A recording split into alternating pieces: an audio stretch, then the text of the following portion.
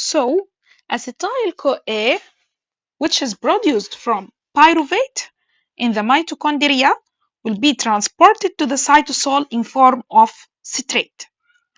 And here, the citrate, as we know, the citrate is one of the intermediates in the tricarboxylic acid cycle.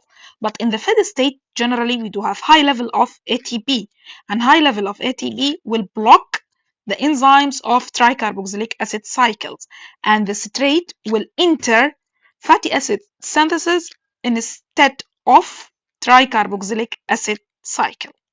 So citrate is transferred to the cytosol by the tricarboxylic acid transporter in the inner mitochondrial membrane. As we can see here, the citrate can cross the mitochondrial membrane. Citrate and pyruvate can cross the mitochondrial membrane, unlike acetyl-CoA.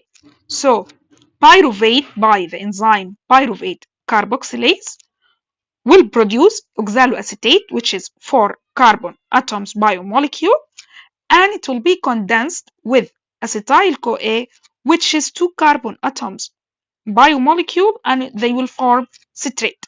The citrate will cross the mitochondrial membrane, and then by citrate lyase enzyme, again it will produce acetyl-CoA and oxaloacetate.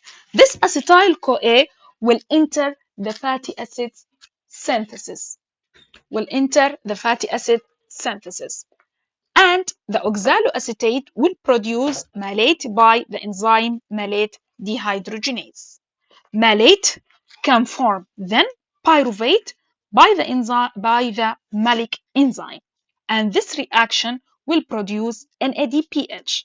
So the NADPH from this reaction by the malic enzyme and the acetyl-CoA from the reaction of citrate by citrate lyase to oxaloacetate, both of them will enter the fatty acid synthesis.